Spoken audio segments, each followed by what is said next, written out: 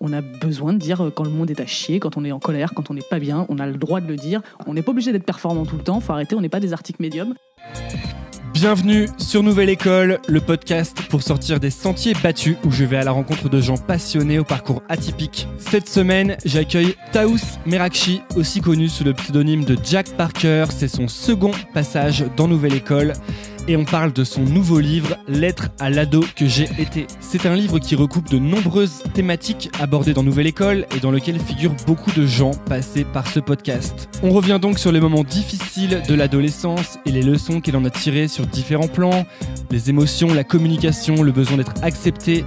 Elle raconte beaucoup d'histoires, on parle de son enfance, de sa relation libre, tout ça dans une ambiance vraiment sympa. Pensez à vous abonner sur Apple Podcast ou toute autre application de podcast en cherchant Nouvelle École, c'est ce qui m'aide le plus. Et bonne écoute. Un autre truc que j'ai envie de faire, et là on va voir si j'y arrive, c'est que j'aimerais bien ne pas me dire dans cette discussion est-ce que ça va intéresser les gens sur Nouvelle École, parce que c'est un peu un travers dans lequel je suis tombé, je trouve récemment. Ouais. Je trouve que je structure mieux mes interviews, que c'est plus intéressant, mais du coup je me surprends trop souvent à me dire est-ce que ce qu'on est en train de dire ça intéresse les gens qui écoutent, alors qu'en fait je me dis si ça m'intéresse, a priori, ça intéresse les gens qui écoutent. C'est ça, c'est le truc le plus difficile à faire en tant qu'artiste, je crois. Eh ben, on y va, oui. Bam. Bienvenue Taous Merakchi sur Nouvelle École. Merci. Pour ta deuxième apparition. Ouais. Tu es la deuxième personne à faire un comeback. Merde, je croyais que j'étais la première. Et non, tu n'es pas la première. Il y a eu un type qui s'appelle Alexandre Dana qui a une... Mais je me casse. Bah voilà. Merci pour cet épisode. Donc Taous, tu es aussi connu sous le nom de Jack Parker. Tout à fait. Et tu avais sorti un livre qui s'appelait Le Grand Mystère des Règles, dont on avait longuement parlé. Ouais. Et là, tu sors un nouveau livre, en tout cas un livre qui a été rédigé sous ta direction, qui s'appelle Lettre à l'ado que j'ai été, que j'ai en face de moi, que j'ai également torturé, c'est-à-dire souligné, annoté. Tu rends ouf. Moi, je fais ça avec les livres. Je supporte pas qu'on me dise que j'ai pas le droit de faire ça avec les livres. J'ai quand même donné... Ah non, c'est pas... Bah non, en plus, tu l'as pas payé. C'est vrai. Je ne l'ai pas payé, je l'ai reçu gratuitement. Ce sont les perks d'être un podcasteur. Donc en fait, il n'y a même pas d'argent qui va à l'association là, alors, et t'as juste massacré ce livre pour rien. Et en plus, on va parler de toi pendant 1 heure, donc vraiment j'ai tout bénef. Et toi, tu n'y gagnes rien. Donc, Lettre à l'ado que j'ai été, qui est un recueil de lettres écrites par différentes personnes. Il y en a qu'on connaît sur Nouvelle École. Alors, je vais en dire quelques-unes parce qu'il y en a beaucoup. Donc, il y a Marion Séclin, il y a toi, bien sûr, en ouverture du livre. Il y a Patrick Beau, Bérangère Krief, il y a Lorraine Bastide de Nouvelles Écoutes et de La Poudre, qui a fait une super lettre, d'ailleurs, je trouve. Ouais. Vraiment bien. Je lui ai écrit, d'ailleurs, pour le dire. Oh. J'essaie de faire ça maintenant. C'est bien. Tu sais, c'est quand très je trouve important. des trucs bien... C'est parce que tu as eu Marion en interview, c'est ça ? C'est ça qui t'a convaincu ? Alors non, à qui j'ai aussi écrit pour dire que c'était bien. C'est bien. Non, je me suis dit... je sais pas, non, c'est à force de lire des trucs de self-help pendant des années. J'ai lu beaucoup trop de fois qu'il fallait dire aux gens que c'était bien ce qu'ils faisaient, et puis ça me fait plaisir, moi, quand on me le dit. Donc il y a aussi Flaubert, il y a Lucien Mène. Bref, il y a du monde. Ouais. J'ai l'impression d'avoir commencé comme Ardisson, là. Bref, il y a du monde. Et en fait, ce sont des lettres de ces personnes à la version de l'ado qu'ils étaient. Ouais.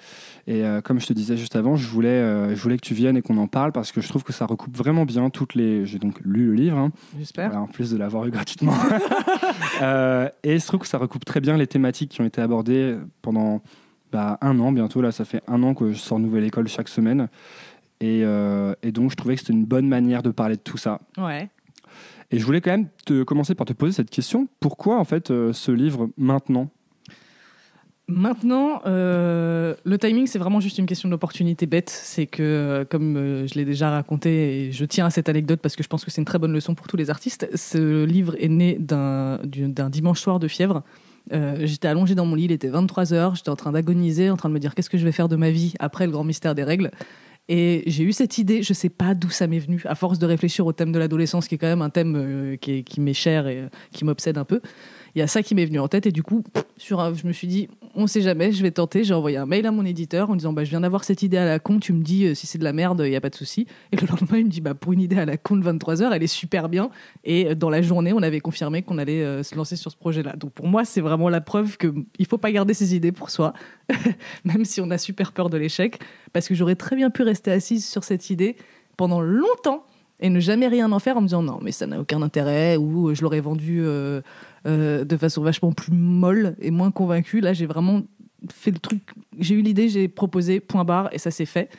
Donc, pour ce qui est du timing, c'est vraiment un hasard. Et pour le reste, c'est parce que, comme je t'ai dit, l'adolescence, ça m'obsède parce que la mienne a été tellement pourrie que je passe ma vie à essayer de la rattraper et à essayer de la revivre. On va en parler. Ah, voilà. Tu penses que la leçon de ce que tu dis, c'est qu'il faut parler de l'idée desquelles t'arrives ?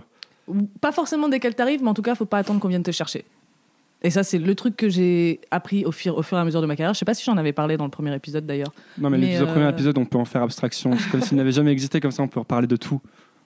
Oui, c'est vrai qu'il y a des gens qui vont me découvrir là, qui n'ont pas du tout écouté l'autre. C'est très, très possible. Voilà. J'ai écrit Le Grand Mystère des Règles parce que j'ai lancé un blog avant. Et c'est comme ça que Flammarion m'a repéré. Je suis en train d'écrire un truc sur la sorcellerie moderne parce que j'ai lancé une newsletter avant. Et du coup, après, je me suis renseignée dans mes réseaux d'éditeurs en disant est-ce que ça pourrait intéresser quelqu'un. Mais en fait, j'agis avant d'attendre qu'on vienne me chercher parce que j'ai passé des années à me dire il y a forcément quelqu'un à un moment qui va venir me voir en disant c'est toi. Toi, t'as attendu qu'on vienne te chercher ? Ouais, bien sûr. Mais parce que j'arrivais pas à imaginer que ça puisse se passer autrement. Pour moi, c'est le fameux mythe de la top modèle qui a été repérée pendant qu'elle faisait ses courses, quoi. Genre, elle a été vue dans un supermarché, il y a un agent qui l'a croisée, qui a dit c'est elle, et c'est devenu Naomi Campbell ou Claudia Schiffer. Tu crois que c'est spécifiquement féminin ce truc de on va venir me chercher ? Très bon. Moi, je me suis jamais dit on va venir me chercher. Je pense que, parce que on n'apprend pas aux femmes à s'imposer, on leur apprend pas qu'elles ont de la valeur, on leur apprend à être cueillies. On est des fleurs. C'est vraiment, le mec va venir te faire la cour, on va venir te proposer ceci, cela, machin, mais en gros, marche pas sur les plates-bandes des autres, déborde pas de tes limites, dessine pas en dehors des traits et va pas de l'avant, quoi. Et ça fait un moment que ça change maintenant.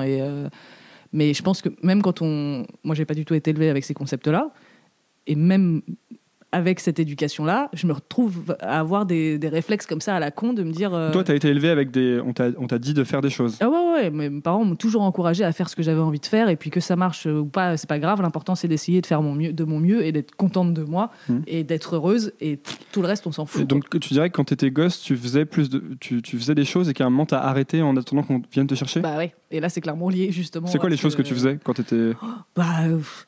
Je rêvais d'être journaliste, et donc du coup j'ai créé un journal. À l'époque il y avait ce qu'on appelait Paris Boom Boom, qui était un magazine gratuit qui était distribué dans les rues, et donc j'ai créé mon propre magazine où je faisais des articles sur par exemple la mode des chaussures compensées à l'époque des Spice Girls. Donc du coup j'avais 11 ans.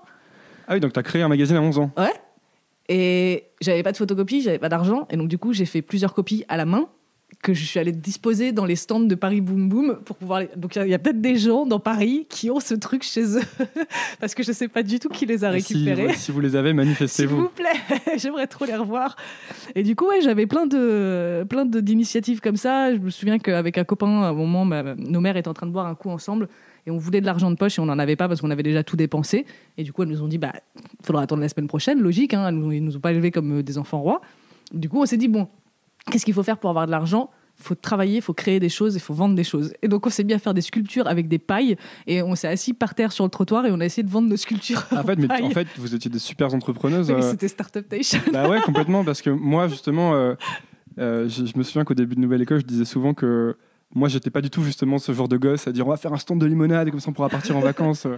Mais c'est marrant parce que tu m'aurais posé la question à froid, je t'aurais dit que j'étais pas ce genre de gosse, et c'est là, en parlant de ça, je me rends compte que si, j'étais complètement comme ça. Et pourquoi est-ce que on oublie alors et pourquoi est-ce que toi tu t'as arrêté ? C'est parce que j'ai été brimée et parce que pendant des années on m'a répété que j'étais qu'une merde et que je ferais rien de ma vie et que j'avais aucune valeur, chose que je n'avais jamais entendue avant parce que j'ai été élevée dans un milieu très cool et très pédagogique et très encourageant pour les enfants, et sauf qu'en fait je suis arrivée au collège et là ça a été la descente aux enfers, et à force d'entendre un truc tous les jours, tu finis par le croire. C'est le collège vraiment qui a fait mais une vraiment différence. la cassure a été tellement nette parce qu'en primaire j'étais une enfant mortelle, j'étais le genre d'enfant chiante et insolente mais tellement cool et première de la classe que du coup tu peux pas la détester. Ouais. Tu vois, tous les profs m'adoraient. Si je tapais un mec parce qu'il m'avait fait chier et qu'il allait chialer, les profs lui disaient si elle t'a tapé, c'est qu'elle avait une bonne raison.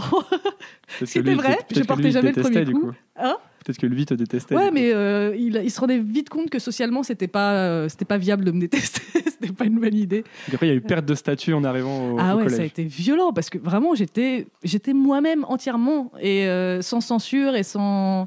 parce que mes parents m'ont toujours encouragée, leurs amis aussi, le corps enseignant aussi, mes potes aussi.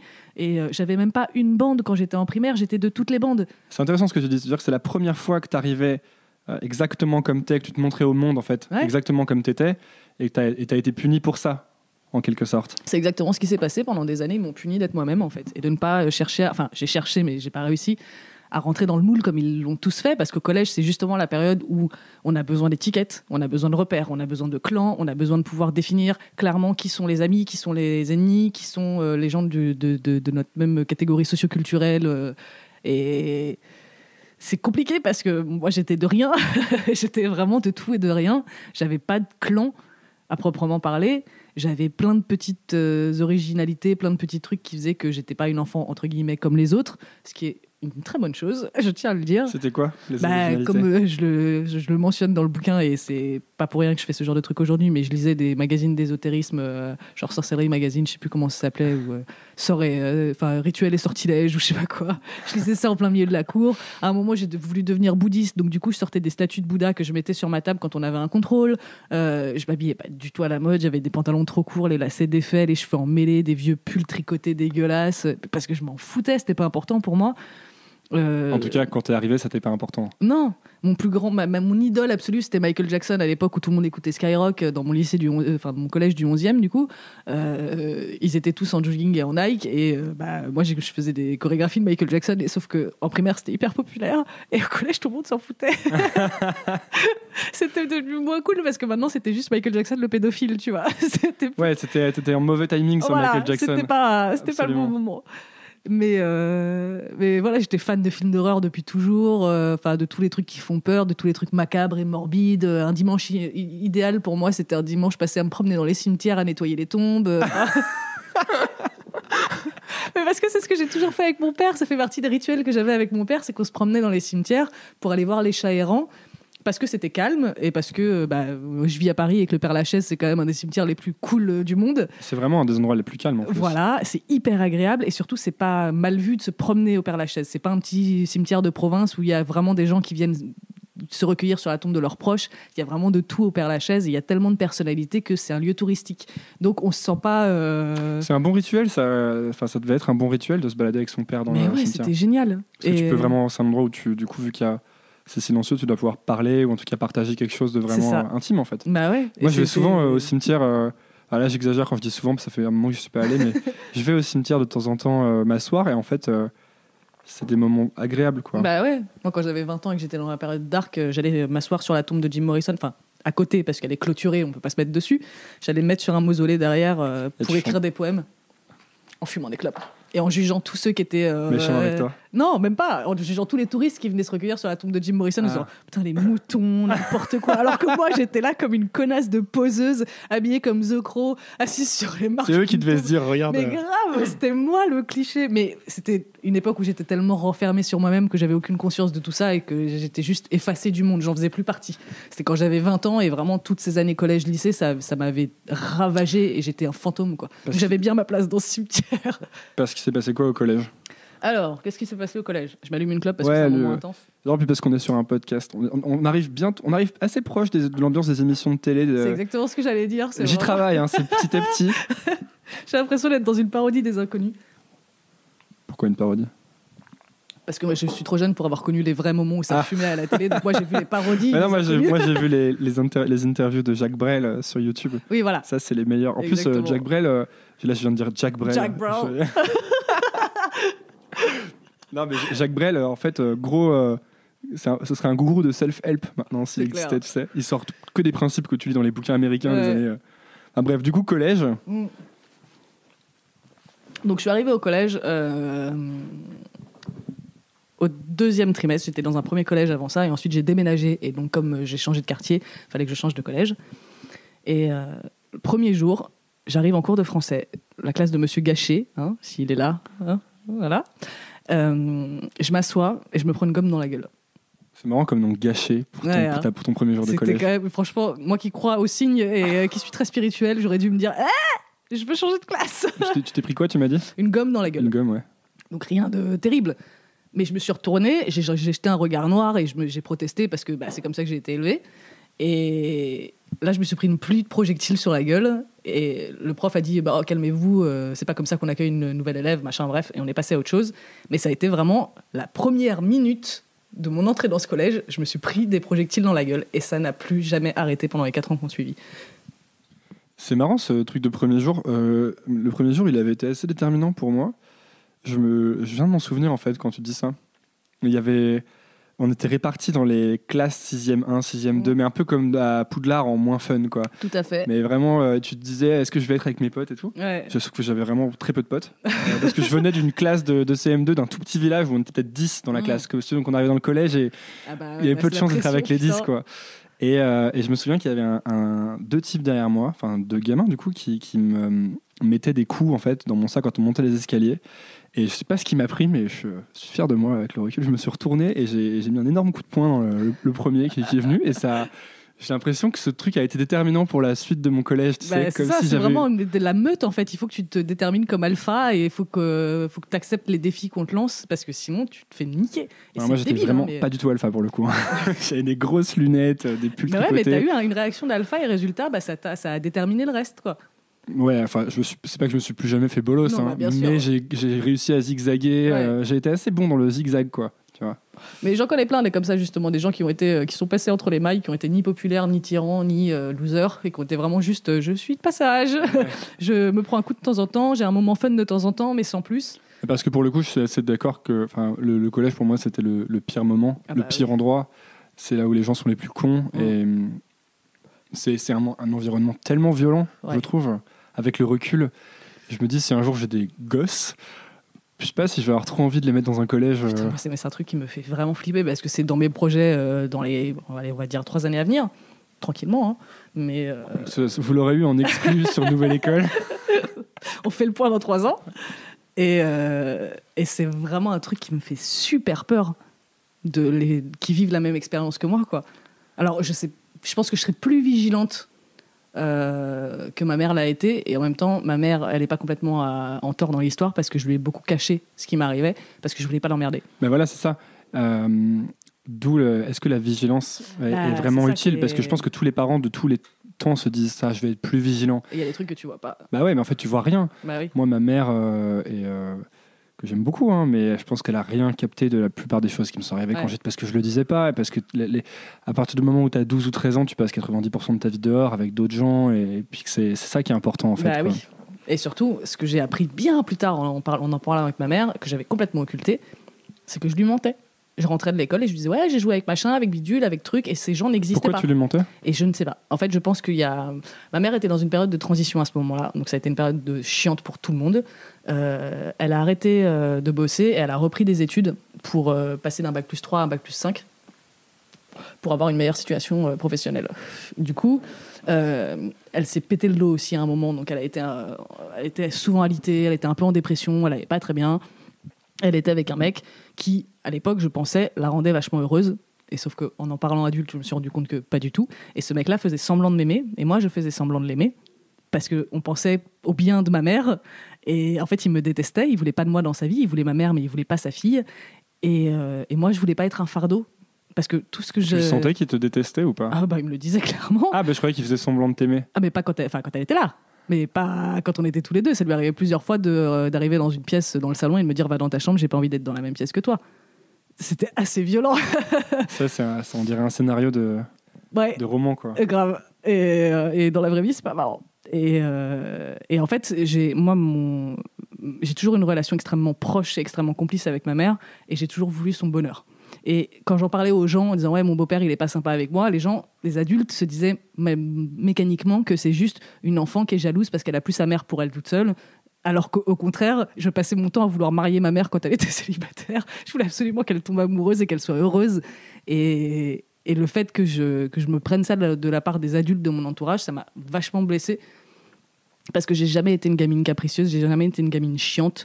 Je suis une fille unique et j'ai eu ma mère pour moi toute seule pendant longtemps. Donc oui, j'ai un côté égoïste et un peu nombriliste, mais j'étais pas j'étais vraiment pas une capricieuse, quoi. Et du coup, quand je me suis confiée à ces adultes et que j'ai dit ça se passe pas très bien avec ce mec-là, et qu'ils m'ont dit mais c'est normal, c'est parce qu'il te vole ta maman, je dis niquez vos races, quoi. C'est un thème récurrent dans le livre, la culpabilité des enfants ou des ados qui se plaignent, ou qui signalent que quelque chose d'anormal se produit, qu'on est méchant avec eux ou qu'on les traite mal, et ce qu'on leur renvoie, c'est une culpabilité mais t'es sûr que t'as rien fait pour les déranger, ou t'es sûr que c'est pas toi qui tripe et qu'en fait ton beau-père ou ton père se comporte très bien. Mais c'est ça, parce qu'on a toujours le cliché des adolescents qui font des caprices, qui sont égoïstes, qui disent j'ai pas demandé à venir au monde et personne me comprend et machin. Et en fait, des ados qui essayent de communiquer, il y en a plein, et c'est difficile de communiquer quand on est ado parce qu'on sort à peine de l'enfance, on se retrouve dans des rapports avec des adultes qu'on n'a pas connus avant, on se retrouve face à des gens qui nous disent si tu vas te traiter comme un adulte, il faut se comporter comme un adulte, et qui derrière vont te dire écoute, t'es encore un enfant, t'es dans t'as le cul entre deux chaises. Qui vont souvent se comporter eux-mêmes comme des enfants. Voilà. Donc c'est vraiment compliqué à gérer comme rapport, les rapports adultes-adolescents, et encore plus quand il y a un lien familial. Ça se voit aussi quand il y a des drames autrement plus graves que ça, à quel point les parents peuvent oublier le bien-être de leur enfant parce qu'ils sont dans le déni absolu de... Alors, s'il y a des attouchements, s'il y a une violence quelconque, physique ou vraiment très très dure, il y a tellement de cas de parents qui croient pas les enfants ou qui essayent de mettre le truc sous le tapis. Pourquoi, à ton avis ? C'est difficile, je suis pas psy, donc c'est chaud, mais je pense qu'il y a une grosse part de culpabilité d'un parent qui a failli à son enfant et qui a pas joué son rôle et qui du veut coup pas que les autres le sachent. Voilà, et qui assume pas du tout l'idée de pas avoir pu protéger son enfant. Il y a l'idée que l'enfant puisse fabuler et que d'un coup il donne une image d'une personne à laquelle on tient et qu'on estime qui est monstrueuse et qu'on n'arrive pas à faire face à ça. J'imagine par exemple une mère qui apprend que son mari, donc le père de ses enfants, attouche un de ses enfants. Ça doit être extrêmement difficile pour une mère de se dire putain, l'homme que j'aime, avec qui j'ai passé toute ma vie, avec qui je dors la nuit, fait ça à notre enfant. Je n'ose pas imaginer le bordel que ça doit être pour tout le monde dans l'affaire, à part lui, parce que on va pas non plus avoir trop de peine pour ces gens-là. Mais c'est des sujets qui sont hyper compliqués, et du coup là, nous de l'extérieur, quand on entend parler d'un drame comme ça, on sait qui est la mauvaise personne, on sait qui est la bonne personne, c'est évident, il y a un crime. Quand on est dans des schémas comme le mien, par exemple, qui sont plus subtils, c'est hyper difficile de légiférer là-dessus et de dire qui a tort, qu'est-ce qu'on aurait fait, qu'est-ce qu'on aurait dû faire, Est-ce que c'est pas 95% des situations, des choses, des zones grises, voilà, où en fait personne ne fait rien de... Exactement. Et en fait même, je trouve qu'il y a un parallèle avec aussi les... par exemple, moi j'ai eu beaucoup de mal à m'expliquer l'échec de ma dernière relation amoureuse. Ouais. J'ai eu vraiment énormément de mal à comprendre, parce que c'est une zone grise. Et en fait, il y a des jours où j'ai envie de blâmer l'autre personne à 100%, et des jours où je me dis mais en fait c'est que de ma faute, je suis vraiment qu'une merde. Et en fait, je me rends compte que c'est un entre-deux impossible, et je trouve que l'impossibilité c'est très dur à accepter. Ouais. Vraiment, pour moi, là je pense que j'en sors, tu vois. Ça fait un moment quand même que c'est fini, mais j'en sors à peine.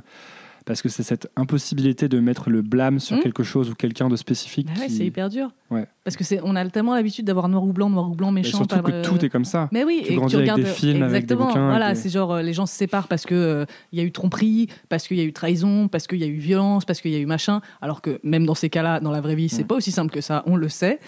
C'est pas parce qu'il y a des violences domestiques qu'on se dit oh non, il m'a tapé, du coup je vais partir. Non, c'est hyper compliqué pour les victimes de partir, même de se rendre compte qu'elles sont victimes de quelque chose. Et ça, c'est des choses qu'on ne montre pas. C'est vraiment, on est dans des trucs hyper tranchés, et hyper. C'est des petits compartiments faciles, bien clos, bien limités et bien cloisonnés. Et la vraie vie, c'est pas ça. C'est qu'une énorme zone grise. Ouais, y a des choses qui les montrent. Récemment, je lisais. Le problème, c'est que quand je lis des trucs comme ça, après, je lisais Vernon Subutex. Mm-hmm. Et pour le coup, je trouve que Virginie Despentes, elle est que dans les zones grises. Ouais. Et du coup, c'est très dur à lire, je trouve. J'adore, hein, vraiment, je les bouffe comme si c'était Harry Potter. Mais c'est difficile, quoi. J'en sors un peu... J'ai envie d'aller me faire un tour, marcher, m'asseoir, me dire, bon, est-ce que ça vaut vraiment la peine, tout ça? Parce que c'est quand même très noir comme portrait. Ouais.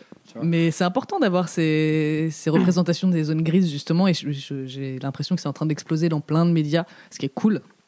Parce qu'il y a de plus en plus de gens qui ont fait ce constat et qu'on en parle vachement plus de manière officielle, on va dire, quand on parle par exemple de consentement. On a arrêté de dire que consentement, c'est juste oui, non, et que le viol, c'était seulement tu te fais agresser par un inconnu dans une ruelle, alors que dans la grande majorité des cas, c'est beaucoup plus compliqué que ça. Et ça, on en parle enfin. On parle enfin de viol conjugal aussi, par exemple, qui est un truc dont on ne parlait pas du tout il y a quelques années, qui était même légal. Ça a été retiré du code pénal il n'y a pas très longtemps. L'obligation de couche, enfin de partager le... Ouais, c'est ça. C'est vraiment le devoir conjugal. J'avais vu ça en droit civil. Une catastrophe. À l'époque. Donc, voilà, on fait pas mal de progrès là-dessus. Mais du coup, oui, ces zones grises, elles sont hyper difficiles à gérer parce qu'en plus, il faut les gérer sur le coup, puis après, puis encore un peu après, puis encore un peu après, puis toute ta vie, en fait, tu passes ton temps à refaire le bilan avec tout ce que tu apprends au fur et à mesure et tu reviens sans arrêt. Tu retraites les problèmes. Voilà. Et à chaque fois, tu dis « Ah, ok, d'accord, ça y est, c'est bon, je l'ai. » Et puis 5 ans plus tard, tu fais « Ah, mais non, ok, cette fois, c'est bon, je l'ai. » Puis 5 ans plus tard, tu recommences. Et c'est sans cesse comme ça. Et du coup, il faut accepter. Et je pense que c'est un truc qu'on devrait faire dès l'adolescence, accepter le fait de ne pas savoir, accepter le fait de ne pas comprendre, accepter le fait de ne pas avoir de réponse. Parce qu'il y a tellement de choses auxquelles on n'a pas de réponse, ou alors en tout cas pas de réponse définitive, et qu'il y a très peu de certitudes dans la vie. Je crois que la seule certitude qu'on ait finalement, c'est qu'un jour on va mourir. Le reste, on ne sait pas. Ça peut changer. Tout est en mouvement. Et à l'adolescence, c'est difficile parce qu'on est sûr de tout. Et dès qu'on découvre un truc, c'est genre, c'est bon, c'est moi qui l'ai découvert, je pose mon drapeau, personne avant moi n'a su ça, personne après moi, et je changerai jamais d'avis et je serai comme ça pour toujours.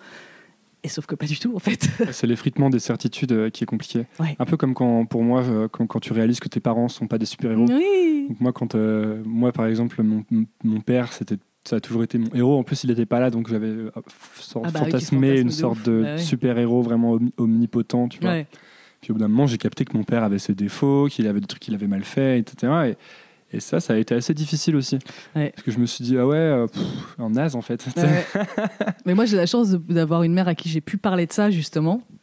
Parce que j'ai idolâtré ma mère toute ma vie. Et un jour, je suis passée de l'autre côté, j'ai idolâtré mon père. Et comme ils étaient séparés et que mon père n'aimait... Pourquoi t'es passée de l'autre côté ? Je vais t'expliquer. Okay. En fait...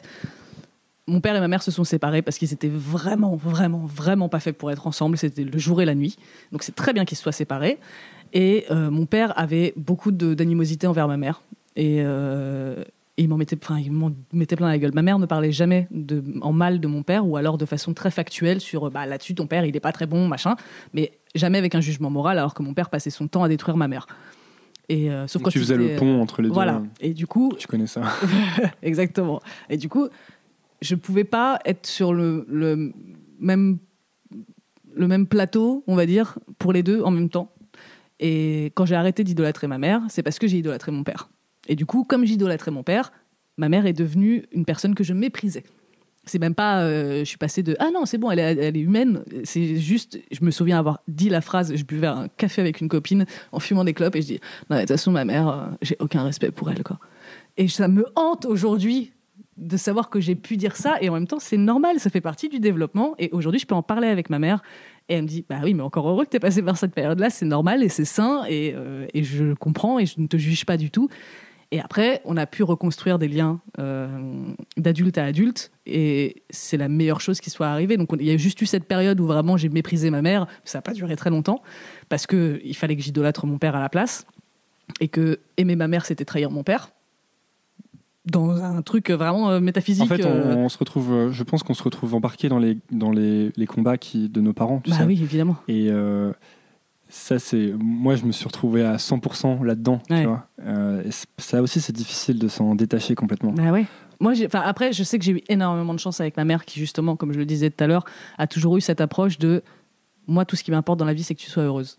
Donc elle m'a frustrée par moments parce que moi je partais en vrille et je disais je veux faire ça, je veux faire comme ça, et qu'elle me disait de redescendre sur terre, c'est pas comme ça que ça marche. Donc c'est frustrant, mais ça n'a jamais été pour me freiner. Elle m'a jamais empêché de faire ce que j'avais envie de faire. Quand elle a vu que je commençais à mener une vie de saltimbanque et que financièrement c'est compliqué et tout ça, elle m'a dit c'est pas grave, fais-le du moment que t'es heureuse, c'est un investissement sur le long terme. Quand je me suis retrouvée dans la merde financièrement l'année dernière, elle m'a aidée alors qu'elle n'est pas richissime, loin de là. Mais parce qu'elle m'a dit, je fais du mécénat en fait, parce que je sais que 1, c'est pour ton bonheur, 2, tu travailles et t'es vraiment en action et tu fais des choses pour ta carrière et t'as besoin d'aide, et moi je suis ta mère, c'est mon rôle, donc je vais t'aider. Et elle a toujours eu vraiment ce réflexe de ok, ça me fait flipper parce que tu te lances dans un truc où vraiment c'est pas hyper stable et ça peut se casser la gueule d'un moment à l'autre, mais est-ce que t'es heureuse ? Oui. et bah ok, vas-y, viens, on y va, et je t'accompagne. Et pourtant, au moment où les choses n'allaient pas, tu lui as pas parlé. Non, j'ai pas réussi à cette époque-là. C'est vraiment un gouffre dans notre relation. Tu penses que ça aurait tout changé si t'avais... Ouais. Enfin, tout, je sais pas. Parce que tu aurais quand même continué à subir probablement... Ouais, elle aurait peut-être essayé de me changer de collège, mais va savoir si ça aurait changé quelque chose, tu vois, à partir du moment où tu as accepté le statut de victime. Non, puis il y a une vraie... Quand je parlais des défaillances des adultes, dans ton bouquin, il y a même plusieurs passages dans ton chapitre où tu parles du corps enseignant. Ouais, de violence que tu subis en classe. Je sais plus quelle histoire tu racontes. Oui, le prof d'histoire qui m'a laissé me faire déshabiller au fond de la classe et la prof de maths qui me laissait chialer au tableau et me pisser à moitié dessus. Enfin, non, j'ai été vraiment trahi par tout le monde dans ma vie à cette époque-là, par tous les adultes, par tous les enfants. Tout le monde m'a laissé tomber en fait. Et la seule personne qui aurait pu m'aider, c'était ma mère. Et c'est moi qui me suis effacée parce que je pensais que que je pouvais y survivre, c'était pas grave et que le plus important c'était son bonheur à elle. Et c'est vraiment un trou dans notre relation on se l'explique de façon très théorique et dans les faits, mais émotionnellement on a vachement de mal à se l'expliquer parce que ça ne nous ressemble pas du tout. Ça a été le seul moment de notre vie où notre relation a été comme ça. Elle l'a plus jamais été après, elle l'était pas du tout avant. J'ai toujours tout dit à ma mère sans aucun tabou, sans aucun problème. Et inversement, elle m'a toujours écoutée, elle m'a toujours encouragée, elle a toujours été là. Et là, il y a eu un vide qui s'est créé pour différentes raisons, comme j'expliquais tout à l'heure. Le fait que moi je mente, le fait qu'elle soit dans une période de transition, etc. Et en vrai, je ne sais pas du tout ce que ça aurait changé si je lui avais parlé à ce moment-là. Parce que de toute façon, j'ai vite abandonné en fait. J'ai vite lâché l'affaire et j'ai vite cru ce qu'on me disait parce que c'était tellement unanime que t'étais nulle, que j'étais nulle et que je valais rien et que ma présence était gênante plus qu'autre chose. Enfin, quand je suis à la maison en train de lire un Boule Bill dans le canapé et que t'as ton beau-père qui débarque en disant va dans ta chambre, j'ai pas envie d'être dans la même pièce que toi, tu te dis qu'est-ce que je fous là en fait. Et la première fois que j'ai eu sincèrement envie de mourir, j'avais 12 ans, ce qui est absurde. On devrait pas avoir envie de crever à 12 ans. Déjà, on ne devrait pas avoir envie de crever tout court, mais ça peut arriver, c'est pas grave, on peut s'en remettre, j'en suis la preuve. Mais à 12 piges, se dire sincèrement, en fait, le monde serait mieux sans moi et je serais mieux sans le monde. Et je me souviens, c'est toujours un peu dans l'excès, hein, moi j'aime bien la théâtralité. Il y avait une machette, mais genre, tu sais, les trucs de jungle à la Indiana Jones, là, un coupe-coupe. Dans la cuisine qui appartenait à mon beau-père qui avait récupéré ça je sais pas où. Il y a toujours un truc comme ça qui traîne chez toi. Voilà. Et j'étais seule à la maison et je l'ai attrapé et j'ai pointé la lame sur mon ventre et j'ai commencé à appuyer en me disant allez, tu prends une grande inspiration et cette fois c'est terminé. Et j'étais prête à appuyer et là j'entends la porte d'entrée qui s'ouvre et ma mère et mon beau-père qui rentrent et qui disent ouais, t'as vu les aubergines, elles étaient en réduction, c'était trop cool, machin, nanana. J'ai reposé la machette, je me suis assise dans le canapé, j'ai rouvert ma BD comme si de rien n'était, je les ai accueillis avec un gros sourire. Comme si j'avais pas vraiment pensé à me suicider 2 minutes plus tôt. Enfin, j'étais vraiment seule. Je me suis isolée complètement. Et c'est ça qui a créé, dans le livre, tu dis méfie-toi de la colère. Ouais. C'est ça qui a créé de la colère. C'est ces années-là, 4 piges et plus, parce que ça s'est pas vraiment arrangé au lycée, même si c'était différent. Mais 4 piges et plus de ça, c'est comment ne pas avoir les boules, quoi. Comment ne pas être en colère, comment ne pas avoir la rage contre tous ces gens qui ont laissé faire et qui ont fait. Parce que contre les ados, à la limite, c'est pas parce que c'est des ados qu'il faut les dédouaner et dire « Ah, mais non, mais c'est des enfants, les enfants sont cruels. » Non, on sait très bien ce qu'on fait à cette époque-là. Il faut arrêter de... Hein, c'est un truc qui me rend ouf. Et c'est un truc que ma psy m'a appris à dire aussi parce que j'avais trop tendance à dire « Encore eux, ça va parce que c'était des enfants. » Et à chaque fois, elle me reprend, elle me dit « Non, non, non, non, non, non. Les enfants sont pas si cons. Les enfants sont pas si inconscients de ce qu'ils font, surtout quand ils ont 12-13 ans. » Et donc je suis en colère contre eux, évidemment, mais encore plus contre les adultes qui nous encadraient, qui étaient censés me protéger et qui n'ont rien fait et qui ont même parfois encouragé ce qui se passait, comme ces surveillants qui se marraient en disant « Allez, c'est bon, c'est terminé, laissez-la tranquille » après m'avoir vu me faire péter la gueule pendant 5 minutes, quoi. Genre, ils les ont laissés se défouler en disant « Allez, c'est les enfants, ils se bagarrent, c'est normal. » Et puis au bout d'un moment, ça devenait vraiment trop violent. Donc là, ils se disaient « Oh, on va peut-être intervenir. » Mais en attendant, moi, c'est bon, c'était mort. J'avais pris une baigne, c'était déjà trop, mais j'en avais pris 15, quoi. Et le nombre de fois où j'essaye de dénoncer en disant mais vous voyez bien qu'il s'est passé un truc devant vos yeux et que les profs me disaient oh mais ça va, c'est bon, on va pas en faire tout un plat. Sérieux. Et même sans ça, ça m'est arrivé en cours de natation, cours de PS, je fais une crise de tétanie dans l'eau, je commence à me noyer. C'est quoi une crise de C'est quand t'as tes muscles qui se tétanisent et qui se bloquent et du coup tu Comme deviens tout rigide. Peu, voilà, c'est une espèce de crampe généralisée et du coup bah, tu peux pas bouger, quoi. Tu n'as plus le contrôle de tes muscles et quand tu es dans l'eau, c'est un peu con parce que tu en as besoin. Et j'ai commencé à me noyer et le prof, il m'a regardé en disant « Arrête ton cinéma, Taous, c'est bon ». Et il a fallu que ce soit le maître nageur de la piscine qui débarque avec sa perche pour me sortir, pour qu'enfin je sorte de l'eau parce que le prof était persuadé que je faisais semblant. Ça aussi, le truc des enfants qui font semblant, ça me rend ouf. Bien sûr qu'il y a des enfants qui font semblant, mais au bout d'un moment, quand je suis en train de faire gloup-gloup et de te regarder livide avec les lèvres violettes, peut-être qu'il faut que tu te bouges de cul, hein. Donc... Et en fait, ça m'énerve. Ouais, parce que j'aime bien. Parce que le premier chapitre, vraiment, ouais, c'est vraiment j'essaye de me page numéro 1 du livre, marqué « Méfie-toi de la colère ». Non, mais quand je te dis que c'est vraiment un problème sur lequel je bosse en ce moment, c'est ouf à quel point. Donc, je suis en train de serrer ton micro, là. Donc, tu n'es pas encore... Ah non, c'est pas fini.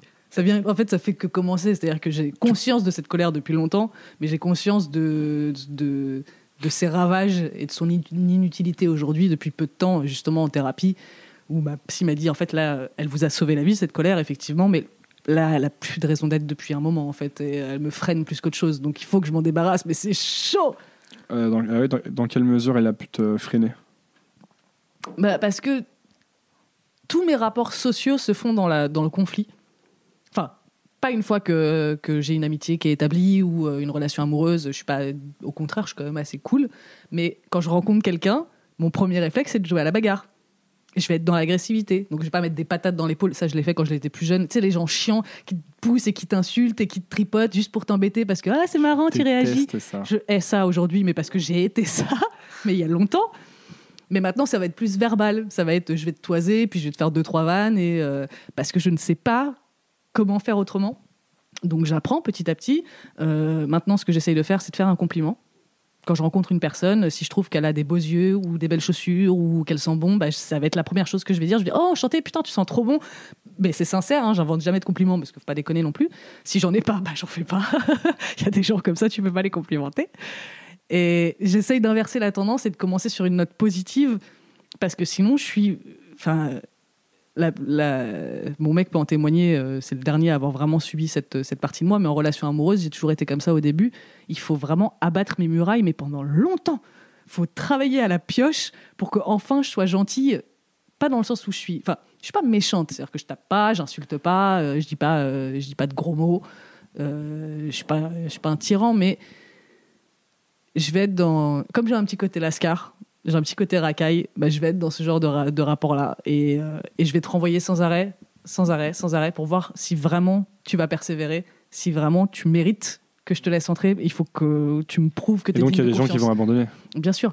Tu dirais que ça t'a empêché d'avoir... Enfin, est-ce que ça t'a bloqué des opportunités ou ça t'a... Non, je pense pas. Je pense pas parce que de toute façon, je suis quelqu'un d'hyper difficile dans mes relations proches. Je laisse pas rentrer les gens de n'importe comment, mais là c'est pas juste pour me... Enfin, c'est partie d'une envie de me protéger évidemment, mais aussi parce que je suis exigeante, surtout depuis que je vis à Paris, j'ai une carrière qui fait que je rencontre énormément de gens tout le temps, qui eux-mêmes connaissent plein de gens, enfin on est tout le temps dans un flot de gens non-stop, donc tu es obligé de faire le tri au bout d'un moment, de faire attention à qui tu laisses rentrer, surtout quand tu as une personnalité un peu publique, parce que même à mon échelle, il y a des gens qui cherchent à s'imposer dans ta vie. S'imposer dans quel sens ? Ils vont te trouver cool, ils trouvent ton travail cool et du coup ils estiment que ça leur donne le droit d'être ton pote. Ah oui, tu vois ? Je commence à reconnaître un peu. Voilà, et c'est pas méchant du tout et c'est pas mal intentionné et j'ai rien contre le fait d'avoir des rapports cordiaux et que au bout d'un moment tu croises 3-4 fois la même personne, tu la reconnais, c'est cool et on s'entend bien, mais calmos quoi, commence pas à me faire des sous-entendus sur ma relation, sur des trucs intimes que je t'ai pas dit directement à toi. À rentrer dans mes DM en me disant alors comme ça t'aimes bien ça, si tu veux on peut aller boire, ils vont me voir boire du cidre, moi je connais une super adresse pour aller boire du cidre, ça te dirait qu'on y aille. On ne se connaît pas, on ne se connaît pas, stop. Si j'avais envie de rencontrer des gens comme ça, je serais sur un site de rencontre, je suis sur aucun site de rencontre, c'est pas pour rien. Et le nombre de fois où j'ai entendu des gens me dire aussi ouais j'ai rencontré machin, elle m'a dit qu'elle était que vous étiez amis, et tu veux dire machin, la personne que j'ai vue 2 fois dans ma vie en soirée, à qui j'ai vaguement fait la bise. Et les gens s'utilisent les uns les autres pour montrer patte blanche dans ce genre de milieu en fait, parce que quand t'arrives et que tu connais personne, il faut que tu justifies ta présence en disant je connais machin et machin, et du coup si la personne en face a confiance en ces gens-là, elle va t'accepter plus facilement. On est toujours sur la problématique de vouloir être accepté. Voilà. Et je comprends cette démarche. Je l'ai utilisée à une échelle un peu différente parce que moi je me sens jamais légitime et je suis persuadée que tout le monde me déteste, donc du coup j'arrive pas en disant on est trop potes, parce que non, je suis sûre que si j'arrive juste je souris, ils vont me dire comme si j'étais une espèce de bout de merde sur leurs chaussures. Ça va mieux, je travaille là-dessus. J'ai des très très gros problèmes d'estime de moi. C'est pour ça aussi que j'ai ce personnage. Jack Parker, c'est mon alter ego, c'est une version un peu exagérée de moi-même, mais ça reste moi-même, et que j'ai un peu ce côté hautain et que je fais des blagues sur je suis la reine du monde et ce genre de trucs, parce que j'ai besoin de niveler par le haut, parce qu'en réalité ce que je pense c'est l'inverse total, et je suis obligée de... Ça a été une façon pour moi de mieux vivre ça, de me mettre dans un personnage de quelqu'un qui a super confiance, parce que c'est la fameuse expression anglaise de fake it till you make it. Tu fais semblant jusqu'à ce que ça devienne vrai, et ça marche très bien. Tu trouves que ça fonctionne ? Ouais, bien sûr. Mais voilà, j'ai fait semblant d'avoir confiance en moi pendant des années dans mes rapports sociaux, et aujourd'hui j'arrive dans une soirée, à l'intérieur je suis pas forcément à l'aise, mais ça se voit pas, d'une, et de deux, j'arrive à créer des liens et à échanger avec des gens que je connais pas, alors qu'avant c'était le truc le plus paralysant du monde, quoi. Mais parce que j'ai vécu tout ça, et que quand tu as vécu tout ça, déjà quand tu l'as pas vécu c'est difficile, mais en plus quand tu as vécu tout ça, c'est hyper compliqué de se dire je suis légitime, j'ai ma place dans le monde et je ne suis pas une sous-merde. Des choses simples, hein, mais pas faciles à intégrer. Du coup, là, pour la question de la colère, tu disais que c'est quoi les trucs que tu as mis en place ? Je me perds, pardon. Non, t'inquiète pas. Les trucs que j'ai mis en place. Mais ça m'intéresse parce que justement, j'allais te demander, quand tu dis méfie-toi de la colère, où t'en étais par rapport à la colère. J'en suis au début. Là. Ouais, mais c'est intéressant. Non, mais de toute façon, je pense que souvent, c'est un truc que je dis pas mal, mais on croit trop que les gens écrivent des livres parce qu'ils sont experts d'un truc, alors qu'en fait, tu écris un livre justement pour pouvoir y réfléchir. Exactement. Et d'ailleurs, t'as eu une autre question, mais t'as eu du mal à convaincre les gens de participer ? Pas du tout. Parce qu'on a le sentiment qu'en fait, tout le monde en a gros sur le cœur dans ce Ouais, mais en fait, je pense qu'il y a beaucoup de gens, et ça s'est un peu ressenti pour certains, à qui j'ai dit ça te dit d'écrire une lettre à l'ado que t'as été, qui se disent ouais, facile, ça ressemble vraiment à une rédaction de base qu'on peut te demander en cours. Enfin, c'est un exercice qui est... Pardon, je rote. C'est un exercice qui est quand même assez courant, qui n'est pas très original. Et du coup, les gens se sont lancés en disant ouais, facile, avec plaisir, c'est cool. Et il y en a qui en ont chié et qui ont dû s'arrêter en plein milieu et qui m'ont dit alors attends, là, il faut que je fasse une pause parce que je pleure trop, ou alors non, je galère trop sur la dernière phrase, j'arrive pas à le finir. Et je pense qu'ils ont tous sous-estimé, mais moi la première, hein, on a tous sous-estimé la difficulté de l'exercice, parce que ça fait... Il y en a un qui m'a dit c'est chaud, ça fait remonter vraiment beaucoup de trucs. Parce que vraiment, d'un coup, on s'est replongé dans tout ça sans l'avoir... Enfin, on l'a jamais oublié ce qui s'est passé, mais on n'y était plus. Et là, d'un coup, on y était à nouveau, et pas simple. Mais ouais, parce qu'en plus moi quand j'ai lu ce truc là je me suis dit tiens c'est marrant et tout, je vais essayer d'en écrire une voilà. pour moi. Moi c'est ce que j'espère justement avoir comme résultat, c'est que les gens se disent et moi qu'est-ce que je dirais. Et d'ailleurs donc j'ai commencé à l'écrire. En fait j'avais plein d'idées, et puis en plus c'est un truc que je fais quand même assez souvent, penser à des trucs un peu vieux et hardcore pour trouver de l'inspiration pour écrire. Alors ça, pardon, parenthèse, mais c'est un truc sur lequel il faut qu'on travaille aussi, le mythe de l'artiste qui doit souffrir pour créer, c'est faux. Comment ça ? C'est difficile à accepter. En fait, moi, j'aimerais bien, en ce moment, je vais te dire quelle est ma... Comme je te disais, vraiment, je veux pas me poser la question de est-ce que ça intéresse les gens ce qu'on dit. Donc, oui, vas-y. Moi, en ce moment, je suis dans une vraie problématique de... En fait, il y a vraiment des choses qu'il faut que je pose, là. Ouais. Tu vois ? C'est des histoires de ma vie, en fait. Et je suis dans un vrai questionnement de est-ce que je sors un bouquin où je raconte tout ? Ouais. Et après, j'ai plus d'amis, plus de famille... je peux partir habiter, je serai tout seul, quoi. Clairement, tout le monde va me détester, parce que si tu dis la vérité, je pense que forcément tu dévoiles, quoi. Ouais. Ou est-ce que j'écris un romancer, hein. Est-ce que j'écris un roman? Alors, ce que je lisais, je sais plus quel bouquin, là, La carte et le territoire, je crois. Je me disais putain, c'est bien et tout. Il a dû mettre plein de trucs de sa vie, mais on s'en rend pas compte et tout. Ou est-ce que j'écris un roman, mais parce qu'en fait tu dis l'artiste doit pas souffrir. Moi j'ai quand même l'impression qu'il y a des trucs qu'il faut vraiment que je sorte. Ah oui, non, mais ça veut sinon, pas dire je peux plus passer à autre chose. Non, je dis pas qu'il faut plus jamais souffrir. C'est juste qu'on a trop tendance à penser que ça ne fonctionne que comme ça, qu'on ne peut créer que dans la souffrance, que dans le viscéral, que dans le noir et la mélasse. Ah ouais, non, ça je crois pas, justement. Moi j'essaye vraiment d'avoir de plus en plus de créer un environnement sain de vie et de créer d'un endroit un peu cool, tu vois. Ouais. Mais ça c'est cool, mais parce que moi pendant des années j'étais persuadée qu'il fallait que je sois en souffrance, et quand j'ai commencé à être heureuse je me suis dit ça y est, c'est fini, je suis plus artiste. Comment tu veux que j'écrive maintenant que je vais bien? Ça n'existe pas. Et c'est chaud. Bah parce que c'est vrai pour certains. Je prends souvent l'exemple d'Eminem récemment, mais depuis que sa vie ça va, il sort que des trucs nuls. Alors après, je pense que Eminem, c'est un mélange de ça et de on a grandi et on analyse plus ce qui se dit et on se dit ouais, bon, en fait. Ouais, peut-être aussi. Ouais. Mais il a fait le tour de la question et il s'est bâti sur ses discours de souffrance de j'ai été maltraité par ma mère et machin, je suis white trash de Détroit et machin. Bah justement, mais une fois que tu poses ça... Voilà, et maintenant il est plus ça depuis tellement longtemps. Qu'est-ce que tu dis ? Mais c'est le même problème avec les humoristes qui viennent de citer. Par exemple, Jamel Debbouze qui racontait sa vie à Trappes avant. Bah, maintenant, quand il te parle de ce genre de truc, tu te dis mec, ça fait 20 ans que tu vis à Saint-Germain-des-Prés et que t'es pété de thunes. Tu peux plus parler en tant que petit jeune des cités. Ça veut pas dire qu'il ne l'est plus. Il vient quand même de là, ça n'efface pas son passé, mais il peut pas inventer de nouvelles anecdotes et de nouveaux trucs là-dessus.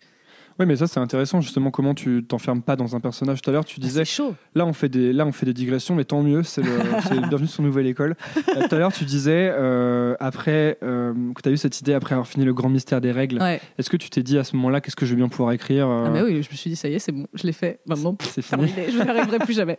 Mais j'en ai parlé très vite autour de moi et tout le monde m'a dit des auteurs et mon éditeur aussi, ils m'ont dit mais en fait tous les écrivains pensent ça. Une fois qu'ils ont fini un livre, ils se disent c'est le dernier, à chaque fois. Parce que par exemple, moi j'ai l'impression que si j'écrivais un bouquin où qui un peu me permette de sortir tous mes trucs d'enfance, etc., je vois vraiment pas ce que j'aurais à dire ensuite. Oui, mais justement, tu peux pas le savoir tant que tu l'as pas sorti en fait. Et c'est ça dont on se rend pas compte, c'est que on a l'impression que si on se débarrasse d'un truc, derrière c'est le vide, alors qu'en vrai derrière c'est autre chose. Et c'est mon problème justement avec cette histoire de colère, c'est que je ne sais pas qui je suis sans cette colère. Et je sais que je suis quelqu'un. Je sais qu'il y a quelque chose derrière, que je ne suis pas que ça, et que si je m'en débarrasse, je ne vais pas disparaître et je ne vais pas devenir quelqu'un de nul. Au contraire, je vais peut-être même devenir quelqu'un d'encore mieux. Du moins, c'est un peu l'espoir que j'ai. C'est ce que j'espère. C'est le but. Mais j'ai quand même ce réflexe con de... ça me fait tellement peur. Et pourtant, vraiment... J'en ai fait des trucs dans ma vie de peur de l'échec et de je sais pas ce qu'il y a derrière et peut-être que je vais me casser la gueule, mais j'y vais quand même. Qu'est-ce qui a fait d'ailleurs que tu t'es lancé dans le grand mystère des règles ? Tu disais que pendant des années t'avais rien fait, que t'attendais qu'on vienne te chercher, que t'osais pas. C'est parce que j'ai lancé ce blog. En fait, j'en ai eu marre et donc ça se fait petit à petit quoi. D'abord il y a eu le blog, ensuite. En fait, le blog. D'abord, je voulais écrire le livre. Ensuite, je me suis dit. Je vais démarcher les maisons d'édition avec ça en n'ayant rien fait avant. Ça va jamais marcher, c'est mort. Donc, je vais lancer un blog. De toute façon, le sujet commençait vraiment à faire partie de l'actualité de plus en plus à ce moment-là. Et je me suis dit, si je vais louper le créneau, si je me place pas dessus maintenant. Donc, j'ai lancé ce blog en me disant advienne que pourra. Et 1 an après, j'avais ce mail de Flammarion. Et c'est là que je me suis dit, putain, plus jamais je me retiens de faire un truc. Plus jamais je me dis ah non, si je fais tel média, du coup je pourrais pas le faire sous tel format, parce que la preuve, on peut passer de l'un à l'autre. Je suis passé du blog au livre, là je vais passer de la newsletter au livre. Va savoir si je vais pas passer d'un livre à un podcast à un moment, ou d'un podcast à un film, j'en sais rien de quoi va être faite ma carrière, et tant mieux. Tu t'étais beaucoup empêché pendant ça a duré combien de temps la période où t'as pas osé faire des trucs? Longtemps, parce que je faisais quand même des trucs professionnellement. J'étais rédactrice web, donc je continuais à bosser, mais c'était pas des projets de passion du tout. Même si j'aimais bien ce que je faisais, c'était pas satisfaisant tous les jours, et surtout j'ai pas une façon de travailler qui est quotidienne et mécanique et routinière.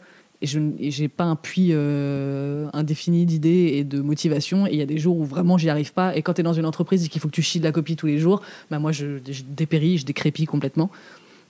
Mais bon, comme on m'a dit que c'était ça qu'il fallait faire pour être un membre constructif de la société, je l'ai fait plusieurs fois, jusqu'à la dernière fois où je me suis dit en fait plus jamais, parce que vraiment derrière il faut réparer les dégâts et c'est chaud. C'est quoi les dégâts? Les dégâts dans une entreprise? Tu tombes Je retombe en dépression systématiquement. C'est vraiment... Je suis épuisée physiquement, moralement, j'ai plus d'idées, je suis persuadée que j'aurai plus jamais une seule idée cool de ma vie, je me sens vide. C'est l'environnement de travail qui te fait ça. Vraiment, le fait de travailler de 9h à 18h dans une boîte, je peux plus. Peut-être qu'un jour je repourrais, parce que encore une fois, rien n'est jamais définitif, on ne sait pas. Je pense pas, mais va savoir. La vie est pleine de surprises. Mais c'est vrai que là, rien que de visualiser un open space, j'ai l'odeur, j'ai la vision des néons, je suis de la clim, je suis pas bien. Je fais une crise d'angoisse. Je déteste. Ça me draine complètement, quoi. J'y arrive pas. Il y a des gens qui s'épanouissent vachement là-dedans, Et je pense que c'est vraiment une différence de profil. Et moi, ça ne correspond pas à mon profil, tout simplement. Et pendant longtemps, je me suis forcée à le faire parce que j'estimais que ne pas le faire, c'était un caprice. Mais ça, c'est un gros thème du bouquin. C'est quand c'est essayer de rentrer dans le moule, en fait. Ouais. Se dire, ça donc qui revient, je reviens sur le livre, qui revient dans beaucoup de lettres écrites par les auteurs, donc, qui est, arrête d'essayer de rentrer dans le moule à tout prix, quoi. Ouais. Arrête d'essayer de te conformer à ce que tu crois qu'on veut que tu sois. Ouais. D'ailleurs, et on remarque d'ailleurs que pour la grande majorité d'entre vous, c'est justement les choses pour lesquelles on vous a un peu persécuté, collégiens et ados, qui font ce que maintenant vous avez du succès. Et c'est un cercle vicieux parce que c'est justement le discours, la conclusion à laquelle on arrive à peu près tous, qui est si j'avais pas subi tout ça, je ne serais pas la personne que je suis aujourd'hui. Donc, tu vois, tu te dis ok, j'en ai chié, mais ça en valait la peine. Et en même temps, je trouve que c'est un point de vue un peu toxique parce que du coup, ça justifie une souffrance qui n'a pas lieu d'exister. Et je pense qu'on peut tout à fait s'épanouir et développer plein de choses cool sans avoir à en chier à ce point-là. Parce qu'on glorifie l'artiste maudit, voilà. Mais je sais pas trop quoi en penser. Je t'avais entendu dans le Floodcast récemment parler de Chester Bennington en disant que c'était donc c'est le chanteur de Linkin Park qui s'est suicidé. Ouais. Et j'avais été vachement d'accord avec toi. Tu disais que c'était déprimant de voir un type comme ça auquel on s'était beaucoup identifié tout réussir. C'est-à-dire réussir à devenir une méga star, à vendre plein d'albums, à avoir un groupe de rock, faire des trucs trop bien, avoir une famille, et finir quand même à, je sais pas quel âge il avait, mais 45, je sais pas, moins que ça, 40 ans, par se suicider, quoi. Et tu te dis juste... à quoi bon ? Ouais, parce que tu te dis bon... Tu dis oui, c'est ce que je disais dans le podcast, c'est si lui il a pas réussi, pourquoi moi j'y arriverais ? Alors, j'en ai parlé avec ma psy qui m'a dit, il faut pas oublier que c'est dans des environnements spécifiques aussi. Être une méga star, c'est pas la vie de tous les jours, c'est pas notre quotidien. Tout est extrême. Toutes les émotions sont extrêmes, toutes les expériences sont extrêmes. On est vraiment dans un environnement de vie qui n'est pas le même que le nôtre, c'est pas la même sphère. Et du coup, les choses ne se vivent pas avec la même intensité. Je pense que ça joue beaucoup. C'est pas systématique, mais je pense effectivement, ça faisait sens en tout cas quand elle me l'a dit comme ça. Je me suis dit, oui, effectivement, moi je ne vis pas à Hollywood à faire des tournées devant des milliers de personnes. Ouais, mais moi je me pose souvent cette question, est-ce que la tranquillité, souvent quand on va pas bien, on a l'impression qu'on recherche la tranquillité, et quand tu lis la plupart des gens qui ont l'air heureux, en fait, ils sont tranquilles. Tu vois. Et en même temps, plus je tends vers la tranquillité, ce que je fais pas mal ces temps-ci, et plus j'ai une sorte de peur sourde mais en fait ma vie ça va être de la grosse merde. Oui, c'est la fameuse FOMO, la fear of missing out. S'il se passe toujours la même chose, tu sais, et que juste je me lève le matin, je vais écrire, après je vais kiffer un peu ma vie, etc. Et en même temps, quand tu es dans des trucs extrêmes, tu te dis mais en fait c'est ça que je veux. Donc mais je pense que c'est un équilibre à trouver qui est propre à chaque personne. Il y a des gens qui sont plus épanouis quand leur vie bouge beaucoup. Il y en a qui le font uniquement pour combler un vide parce qu'ils ont très peur d'être seuls et justement de rater quelque chose. Il y en a qui sont il y en a qui sont très isolés et qui le vivent super bien, et d'autres qui le font parce qu'ils ont peur d'aller dans le monde et de vivre des expériences parce qu'on ne sait jamais ce que ça peut donner. Enfin, il y a plein de profils différents et je pense que c'est important de s'écouter et parfois d'arrêter de s'écouter aussi, parce que moi je sais que je me suis beaucoup trop écoutée par rapport à ça. Je suis plutôt du genre trop d'introspection, tu veux dire ? Ouais. Et je me suis beaucoup protégée parce que quand j'étais au fin fond de ma dépression, effectivement, je n'étais pas capable d'avoir des interactions sociales, je n'étais pas capable d'aller à des soirées, d'aller à des rencontres, à me retrouver avec plein de gens qui me disent « Alors, et toi, quoi de neuf ? Moi, je fais ça, ça, ça et ça. » Et moi, je disais « Moi, j'ai envie de mourir. » Et tu rentres chez toi et tu te dis « Vraiment, je suis la dernière des merdes. » Donc, dans ces moments-là, j'avais besoin d'être seule. Et ça a duré tellement longtemps qu'aujourd'hui, j'ai encore du mal à faire la différence entre mon besoin d'être seule et mon envie d'être seule. C'est quoi la différence ? La différence, c'est que si j'ai envie d'être seule, c'est parce que vraiment, ça va me rendre heureuse, c'est cool, c'est mon choix. Si j'ai besoin d'être seule, c'est parce qu'il y a un truc qui me fait peur, il y a un truc qui me bloque. Alors parfois, il faut que j'écoute ce besoin, parce qu'effectivement, sinon je vais me confronter à quelque chose qui va être extrêmement désagréable. Mais la plupart du temps, c'est parce que j'ai la trouille. J'ai la trouille de sortir. Il y a des jours où j'ai encore peur, ne serait-ce que d'aller acheter des clopes. L'idée même de descendre de chez moi et de faire 3 rues, c'est l'angoisse absolue. Et là, je me dis, ok, ça, j'en ai plus besoin. J'ai plus besoin de me protéger de ça. J'ai passé ce stade-là. Je sais très bien que ça va très bien se passer, qu'il va rien m'arriver. Je suis capable d'y survivre. J'ai les armes pour aujourd'hui. Mais j'ai encore ce réflexe de l'époque où j'étais pas assez armée pour ça et où je me suis vraiment complètement retranchée sur moi-même. Et je suis là dans cette quête un peu de... il faut que j'arrive à me bouger le cul et à savoir quand c'est important de le faire pour moi. Comment tu sais quand est-ce que c'est important ? Je sais pas encore. Je crois que j'arrive pas encore à identifier vraiment. Parce que moi, je me dis souvent que en fait, quand j'ai peur, généralement, c'est que c'est important. Le problème, c'est que ça, c'est en théorie, je dis beaucoup ça. Si j'ai peur, c'est que c'est important, tu vois. Après, le problème, c'est que quand arrive le moment où j'ai peur, je dis ouais, non, mais j'ai peur, mais c'est parce que c'est pour autre chose, tu vois. Et j'arrive pas toujours à m'appliquer mes propres règles. Dur, hein. C'est pour ça que j'écris des articles, je fais des podcasts. Mais voilà, moi c'est pareil, quand mes potes me parlent de leurs problèmes, je suis la première à faire des monologues très longs et très chiants de je vais t'apprendre la vie, ma grande. Mais alors quand il s'agit d'appliquer mes propres règles à moi-même, je suis vraiment la dernière des connes. Mais faut que j'arrête de parler comme ça. Putain, ma psy elle m'a dit d'arrêter. C'est dur. Tu vois à quel point c'est insidieux et c'est vraiment dans mon discours. On a fait ce constat avec elle il y a 2 semaines justement. Le champ lexical que j'utilise, c'est toujours un champ lexical de mort, d'échec, par exemple, quand elle va me dire il faut transformer ou il faut changer quelque chose, moi je vais dire ouais, il faut que je le tue. Je dis, mais non, c'est pas rien que ça, tu vois, je suis dans une disposition de tout est fataliste, tout est sombre, tout est tranché, et c'est un champ lexical qui est négatif. Et surtout en français, tuer, ça a pas, tu vois, en anglais, on utilise vachement kill pour terminer un programme, par exemple. Voilà, exactement. Alors qu'en français, tuer, c'est tuer. Quand on tue quelque chose, il y a vraiment une fin absolue. Tu crois que c'est important, ça, le champ lexical, les mots que tu utilises ouais. C'est vraiment super important. Et depuis que j'en ai pris conscience, je me rends compte vraiment à quel point mon champ lexical est tout pourrave. La dernière fois, putain.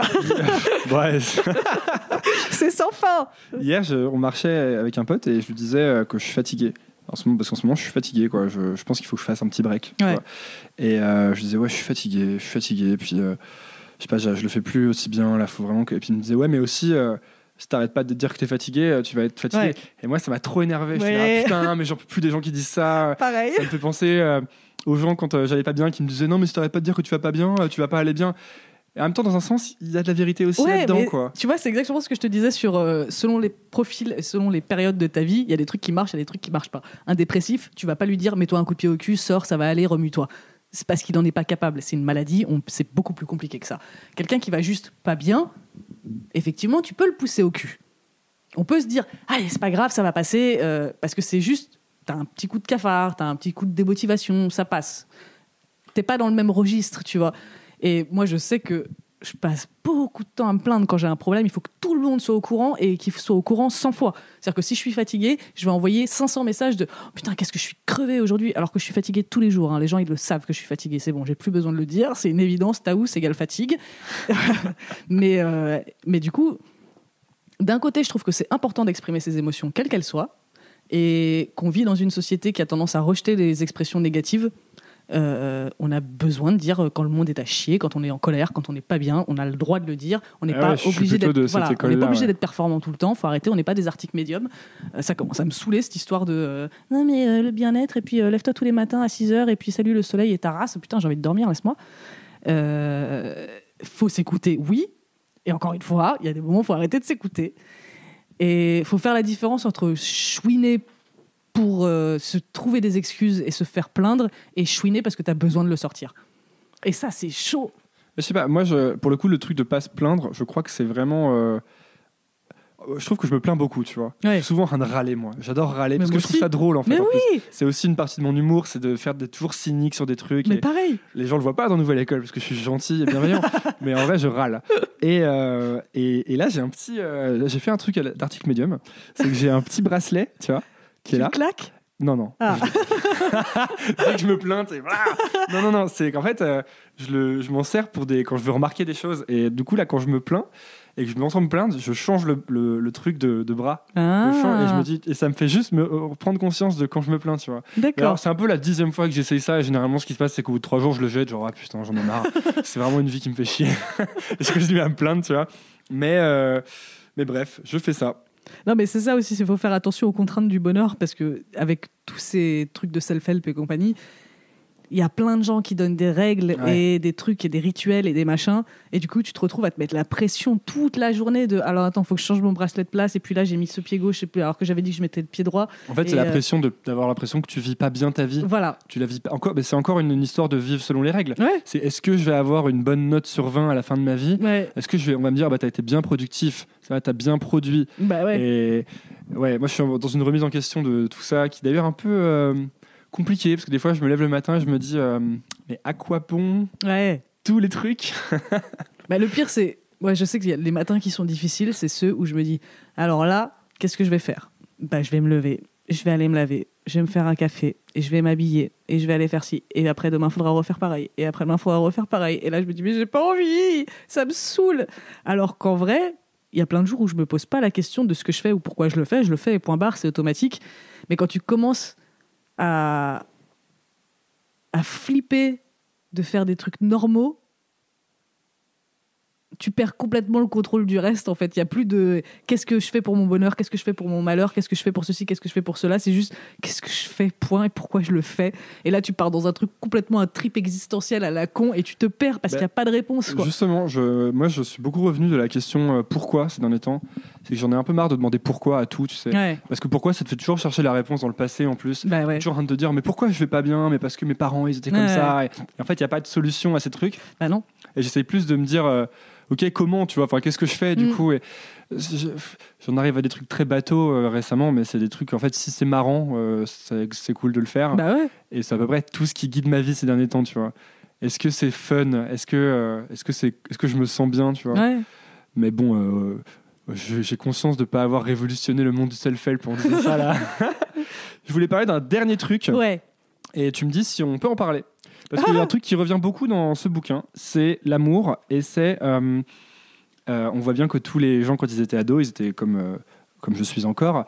En fait, tu crois que tu ne te suffis pas à toi-même.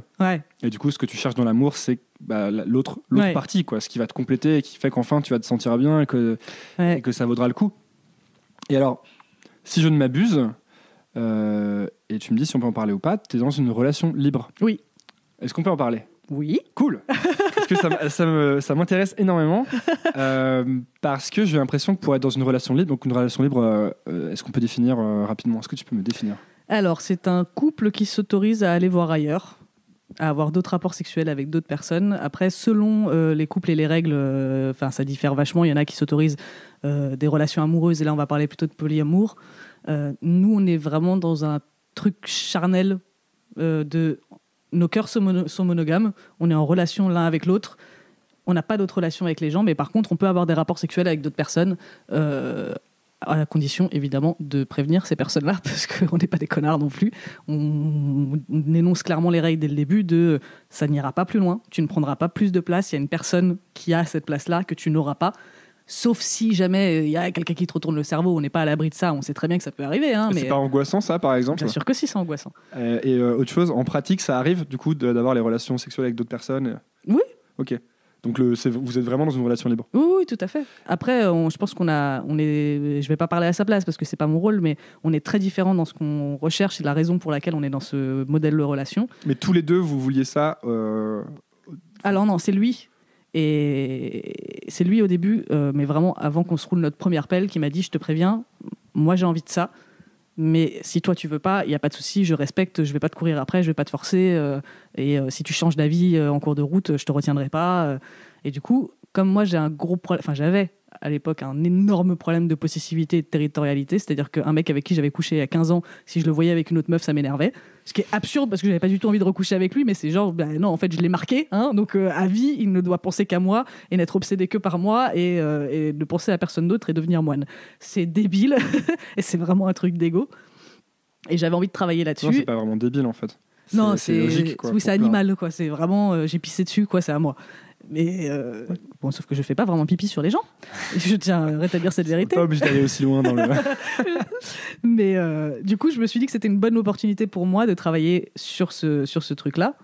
Mais on s'est vraiment lancé là-dedans en se disant, ça va être un amour d'été, on va expérimenter, puis on tombera pas amoureux. Et en fait, ça fait combien de temps que ça dure ? Ça fait un peu plus de 4 ans et demi maintenant. Ouais, et voilà pourquoi ça m'intéresse. Parce que de tout ce qu'on a parlé, de tout ce qui ressort du livre, il y a beaucoup d'insécurité, de peur de ne pas être accepté, de peur de l'abandon. Moi, je suis le champion de la peur de l'abandon. Moi aussi. Et justement, alors moi, je me dis, je sais pas si j'ai l'impression que les relations libres, c'est fait pour les gens qui ont confiance en eux et qui se disent, ouais, je sais ce que je vaux, je suis stylé. Ouais. Et moi, je me dis, moi, je suis terrifié. Quand je suis avec une fille, je pense qu'à une chose et je me dis, mais en fait, c'est sûr qu'elle va partir. Oui. Et du coup, je me dis, je pourrais pas être là-dedans, tu vois. C'est pour ça que... En fait, c'est très paradoxal parce que effectivement, ça te met face à ces peurs, mais alors vraiment le nez dedans, tu peux pas y échapper. Mais en même temps, c'est extrêmement sécurisant quand ça se passe bien parce que tu sais que il y a aucune menace, rien qui peut te détrôner. Parce qu'il n'y a pas justement la peur de la personne qui va lui passer sous le nez un soir et qui va lui retourner la tête et qui va remettre en question tout le couple. Et moi, quand je vois un mec qui me plaît en soirée, je me dis pas putain merde, je suis en couple et j'ai vraiment envie de ce mec-là, et du coup tu te montes la tête pendant des semaines, alors qu'en fait je couche avec une nuit, je me dis ok, c'était cool, et puis je repasse à autre chose et je me rends compte que ma relation elle est mortelle et que je suis très bien dedans. Et tu le préviens? Enfin, vous vous dites quand vous couchez avec une autre personne? Alors lui, moi je veux pas qu'il me dise. Pour moi c'est sa vie intime, c'est sa vie privée, ça le regarde. Je veux pas être au courant. Donc tu veux pas en fait toute sa vie privée en fait? Tu veux lui laisser une sorte de jardin? Ouais, mais parce que en fait un couple c'est 2 individus, c'est pas un nous, c'est pas une entité. Et je pense que c'est très important de garder cette individualité. Parce qu'il y a plein de gens qui vont te dire un couple c'est un nous. Voilà. Et moi ça c'est un truc que je n'aime pas et qu'il n'aime pas non plus et qu'il abhorre même. Celui-ci c'est vraiment c'est extrême. Donc on a fini par se rejoindre là-dessus après avoir fait face à nos peurs parce qu'on en a tous les deux. Lui, il avait super peur de devenir un nous, et moi, j'avais peur de ce rejet du nous au début, parce que je me dis, en fait, je comprends pas, il veut pas que je fasse partie de sa vie. Et j'ai fini par comprendre que c'était pas du tout ça le problème, et que c'était effectivement ce côté, on est des êtres humains libres, on vit nos expériences propres, chacun dans notre coin, on a nos vies, on a nos relations, on a tout un tas de trucs en dehors de notre couple. Notre couple, c'est un truc mortel, c'est un cocon qu'on a au milieu de nous deux et qui n'appartient qu'à nous, mais on n'est pas que ça. Et on existe sans ça. Et c'est pour ça qu'on est super énervé, par exemple, quand il y en a qu'un de nous deux qui est invité à une soirée, parce que les gens partent du principe que si l'un est invité, l'autre y sera aussi, parce qu'ils invitent une personne du couple pour représenter le couple. Et ça m'énerve à chaque fois, parce que je me dis, mais putain, non, invite-moi en mon nom propre, pas en tant que meuf d'eux, et lui, inversement, pas en tant que mec d'eux. Donc c'est assez sain en fait, c'est que c'est un peu la résolution du problème qu'il y a toujours dans le livre, qui est que les gens sont pas assez tout seul et qui s'aiment pas assez. En fait, vous essayez de construire un truc où vous vous aimez chacun assez individuellement. Exactement. Pour pas être toujours mais dépendant de l'autre, c'est ça? Exactement. Mais moi, par exemple, mon syndrome de l'abandon, c'est un gros, je vais pas dire problème dans notre couple parce que c'est pas un problème, mais c'est un truc qui est présent. Et il y a plein de moments où je le sollicite parce que je suis en angoisse et que lui, il ne peut pas me rassurer à ce moment-là parce qu'il fait un truc X ou Y, ou que lui-même, il n'est pas en état psychologique, parce qu'on ne peut pas toujours être le soutien d'une personne. Et où là, ça part en vrille parce que je me dis, ça y est, il m'aime plus, il m'abandonne, c'est horrible. Et que lui, ça fait 4 ans et demi maintenant qu'il me répète tout le temps à quel point il m'aime. Et je sais rationnellement à quel point il m'aime, je le vois. Et j'ai jamais été aimée comme ça de ma vie. Et inversement, je pense que c'est vraiment ce qu'on partage, c'est magnifique. Que ça dure toute notre vie ou pas, je m'en branle, le fait qu'on le vit là et que c'est vraiment chouette.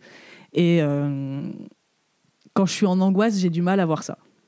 C'est-à-dire que là, je t'en parle parce que je vais bien et du coup, je suis capable d'en parler. Mais quand je suis en angoisse de on m'abandonne et on m'aime plus, ça n'existe plus.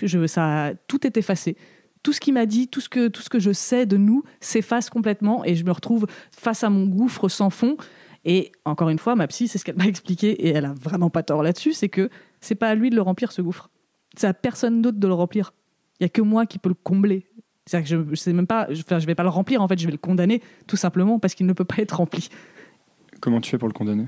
J'arrête d'écouter ces appels de j'ai faim et de me concentrer sur ce que je sais, sur ce qui est rationnel, sur ce qui est palpable, et de ne pas céder à l'irrationnel parce que quand je me réveille un matin en me disant c'est bon, mon mec va me quitter, il me déteste, ça n'a aucun fondement et il suffit que j'envoie un texto à mon mec pour qu'il me dise mais t'es débile ou quoi, il me parle pas comme ça heureusement mais pour qu'il me rassure immédiatement et que je me dise mais pourquoi je suis partie aussi loin alors qu'il n'y a rien. Il n'y a vraiment rien qui a provoqué ça. C'est juste un sentiment d'un coup j'étais fragile psychologiquement et du coup, je suis partie en vrille sur un sujet à la con et j'en ai fait sa responsabilité.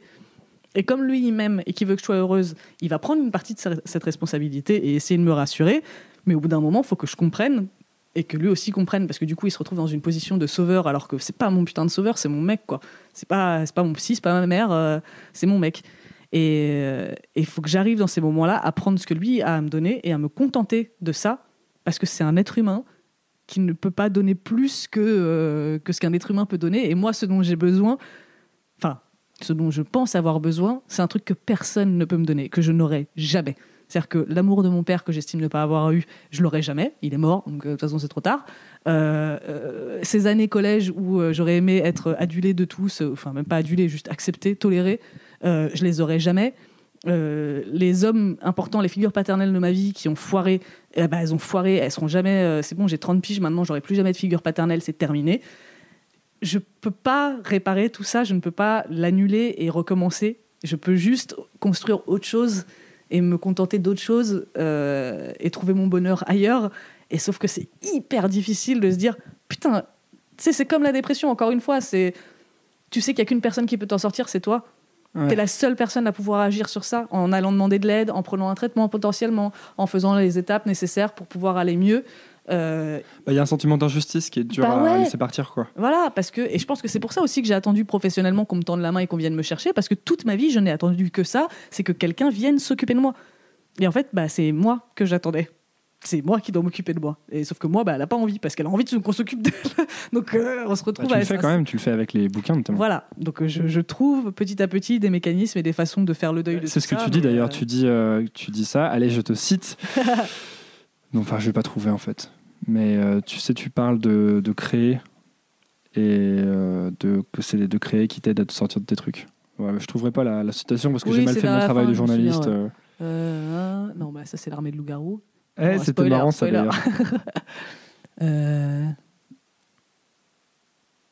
Ouais, ça doit être ce paragraphe-là. Tu vas réussir à être toi. Sublimer tout le mal qui t'a été fait pour le transformer en énergie créatrice. C'est ça. Ça valait le coup d'arrêter le podcast pendant 10 minutes pour lire 5 mots. Non, mais c'est vrai que la notion de sublimation, c'est un truc que ma mère m'a appris très tôt pour le coup.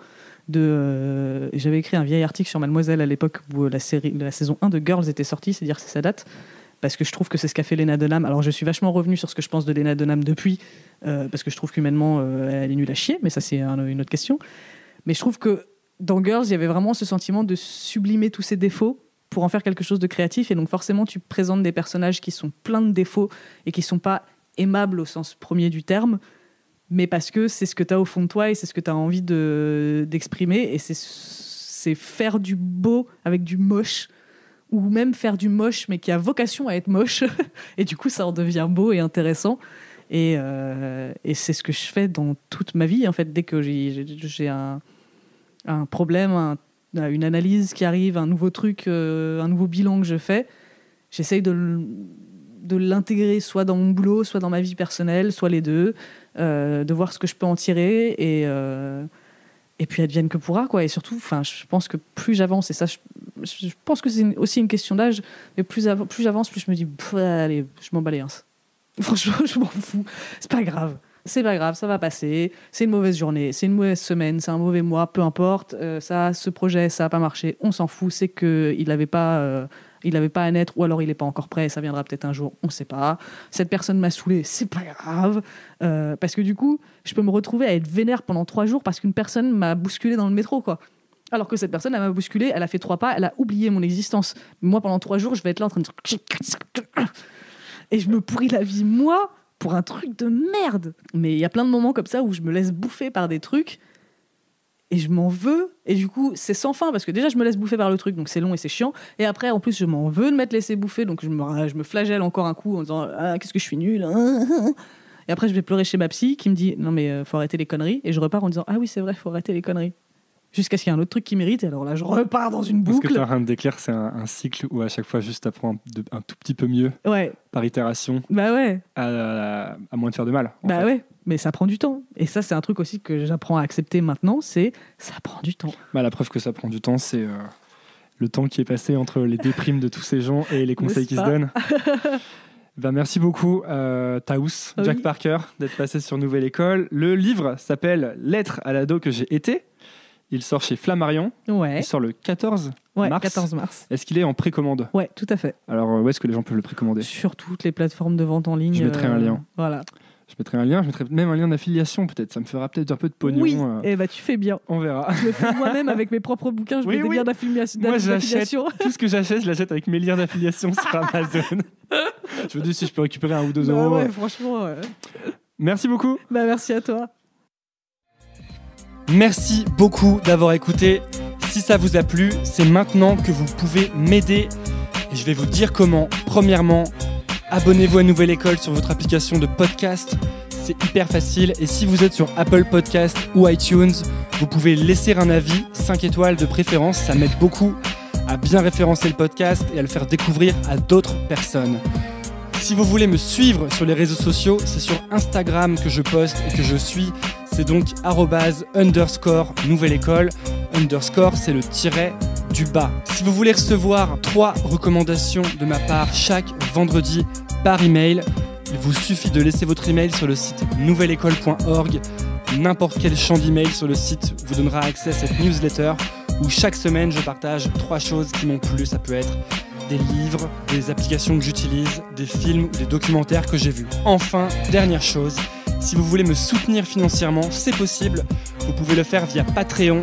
C'est à patreon.com/Nouvelle École Podcast et les dons commencent à 2 € à peine. Et après, libre à vous de donner ce que vous voulez. Tous ces liens sont dans la description de l'épisode. Voilà, j'ai fini. Merci beaucoup et à la semaine prochaine.